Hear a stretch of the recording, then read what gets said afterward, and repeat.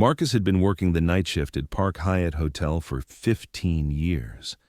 That night, as the guest from room 324 checked out, he said something strange. "Tomorrow at 3 on the balcony." Marcus's 25 years of CIA experience set off alarms.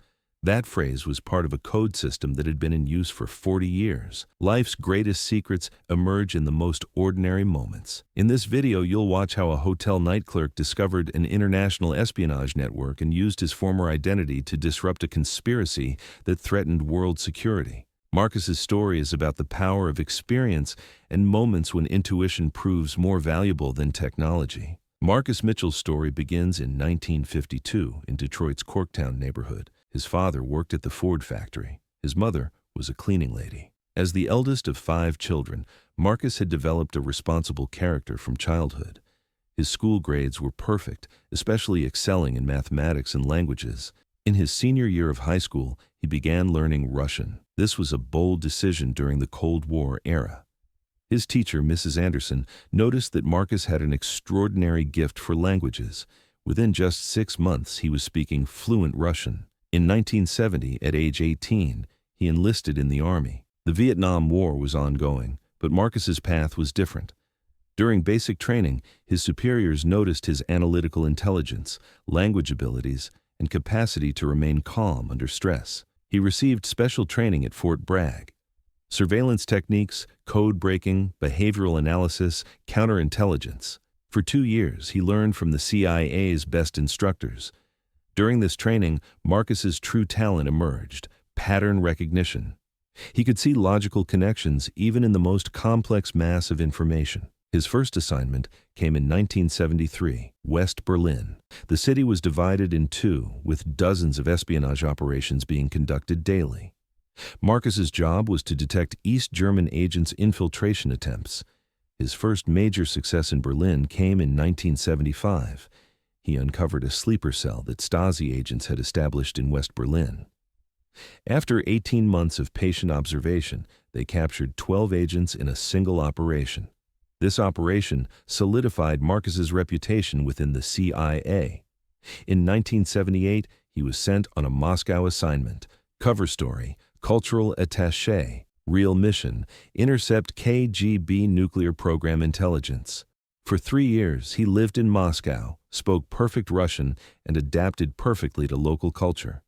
After returning from Moscow, he was promoted to a senior analyst position at Langley. He was no longer in the field, but working at headquarters. Global intelligence coordination, threat assessment, strategic planning. Marcus's reports went all the way to the Oval Office.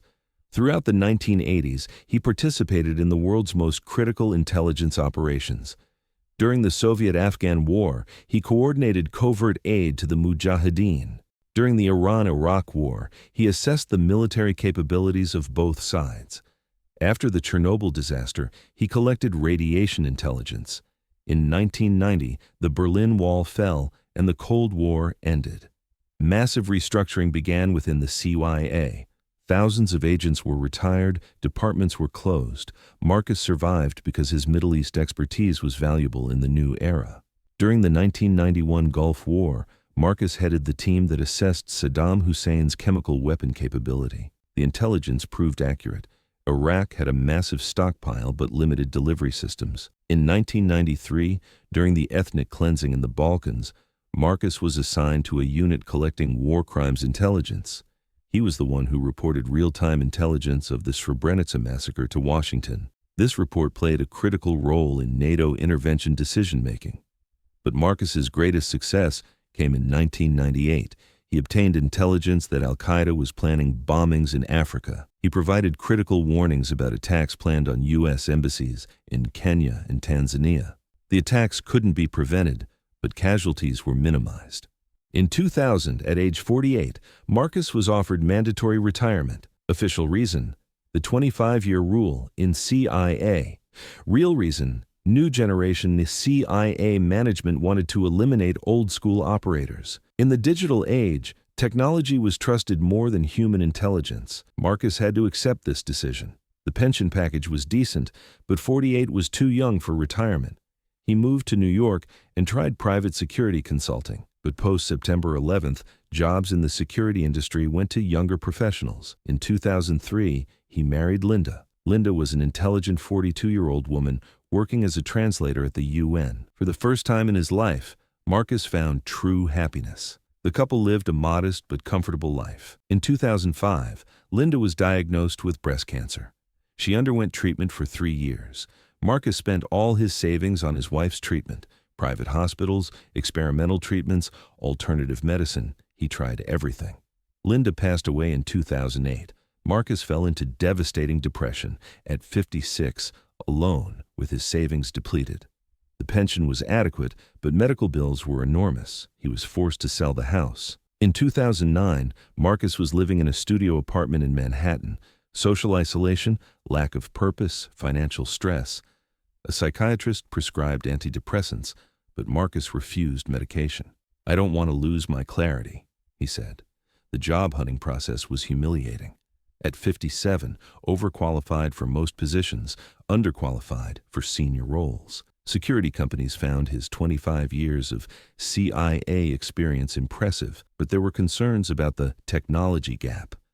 The night clerk position at Park Hyatt Hotel was a perfect fit for Marcus. During the job interview, the manager found Marcus's background impressive, but didn't ask for details. "Discretion is important," he said. Marcus understood exactly what he meant. The night shift was therapeutic for Marcus.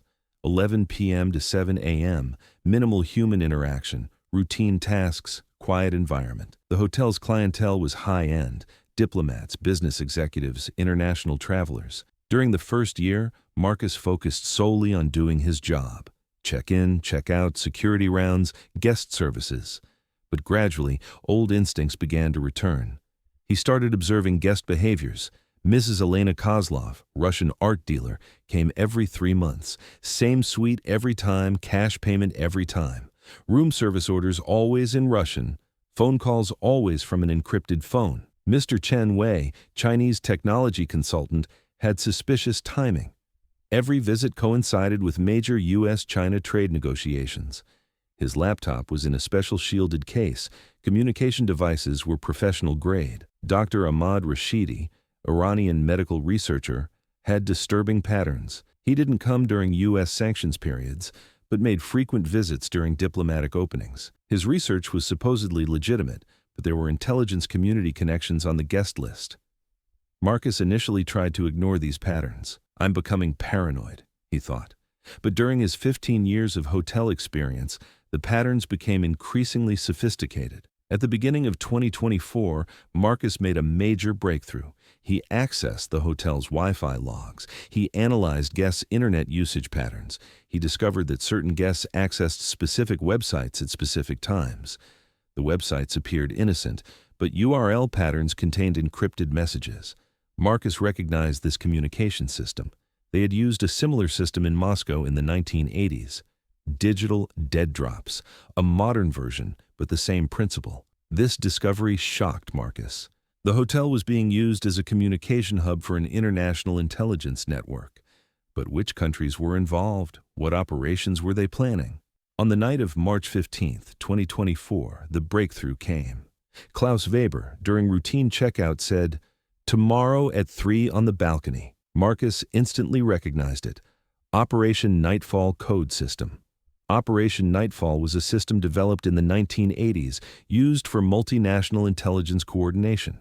It was supposedly discontinued after the Cold War, but apparently it was still active. Marcus immediately understood. This wasn't a casual comment, it was a coded message. And if Operation Nightfall was still active, it meant a very serious threat. He remembered from CIA training. Tomorrow at 3 on the balcony equals major transfer scheduled, secure location. Package ready. The phrase Weber added equals classified material ready for exchange. Marcus had to make a decision. Should he report it? To whom? He had left the CIA 15 years ago. Contacts might be outdated, but if there was a real threat, silence could be lethal. He reviewed security camera footage. He had recorded Weber's phone call. When he enhanced the audio, he heard faint Russian conversation in the background. Package delivery confirmed in Russian. Marcus realized this was a multinational operation. German, Russian, possibly Chinese involvement. Simultaneous presence at the hotel was significant. At 2 a.m., Marcus made a critical decision. He would call Jennifer Hayes, his former CIA partner, now at deputy director level. Before making the phone call, Marcus prepared a comprehensive intelligence package: guest lists, Wi-Fi logs, security footage, pattern analysis, a professional intelligence report. For the first time in 25 years, he was writing a report in CIA format. At 3:15 a.m., he called Jennifer. Jennifer, Marcus Mitchell. Emergency. Marcus? 15 years. Why are you calling? Marcus explained the situation in detail. Jennifer was initially skeptical, but as she heard Marcus's analysis, she became serious. Marcus, if Operation Nightfall is still active, this is a national security threat. Immediate investigation is needed. What do I need to do? Document everything. Touch nothing. Team will be there within 4 hours. Before Jennifer's team arrived, Marcus conducted additional surveillance. Dr. Rashidi came out of room 347, took the elevator. But he stopped on the second floor, used stairs to go to the basement, unauthorized area. In the basement, Rashidi accessed a hidden compartment in the maintenance room. He took out a small device, briefly examined it, then replaced it. Classic intelligence technique. Physical dead drop. Marcus realized the hotel's infrastructure had been compromised. The communication network wasn't just digital, there were also physical caches. At 6:30 a.m., the CIA team arrived. Jennifer was included, plus 5 additional agents. Covert entry to the hotel, coordination with Marcus. Marcus, excellent work. We've been looking for this network for 2 years. What's the scale? International nuclear technology espionage. Iran, Russia, China collaboration. U.S. nuclear facility plans, European reactor designs, Israeli defense systems. Marcus was shocked. Has it been stolen? Partially, but a major transfer is planned tonight. You can help us prevent it. The CIA operation was meticulously planned. Marcus would continue his normal shift, providing real-time intelligence to the team. Simultaneous arrests were planned in guest rooms. At 10 p.m., the operation began. Marcus in the lobby doing normal duties, communicating with the team via earpiece. Simultaneous entry in 12 rooms. Weber, Rashidi, Chen, Kozlov, and 8 additional operatives were arrested. Physical evidence was massive. Stolen blueprints on laptops, classified communications on encrypted drives, nuclear facility layouts in physical documents. Interrogation revealed the operation had been active for 5 years, dozens of facilities compromised, terabytes of classified data stolen. Next phase, actual sabotage operations were planned. Marcus's discovery had prevented a national security disaster.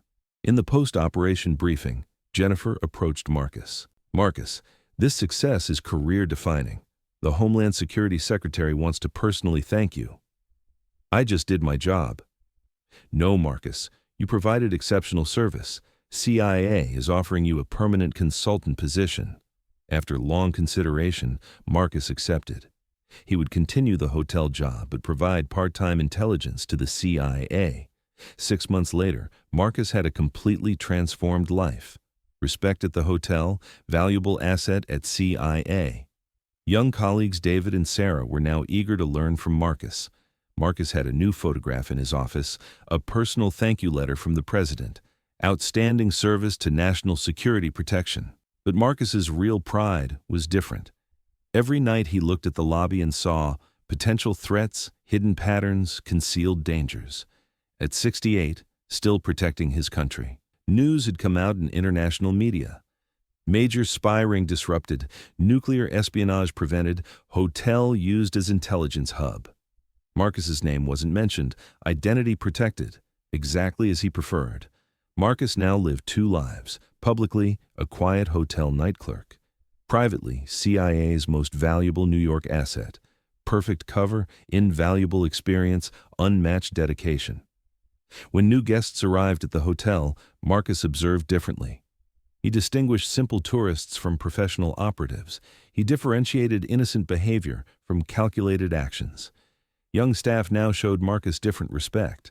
They didn't know his exact nature, but they sensed this wasn't an ordinary employee. Marcus's transformation was complete.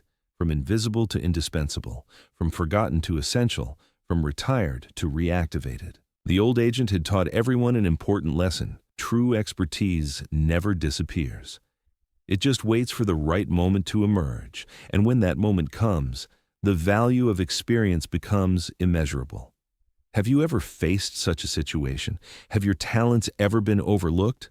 Share your experiences in the comments. If this video gave you hope too, don't forget to like it. Don't forget to subscribe so you don't miss stories of real heroes like this. If you enjoyed this story, click the like button and subscribe to the channel so you don't miss the next inspiring tale.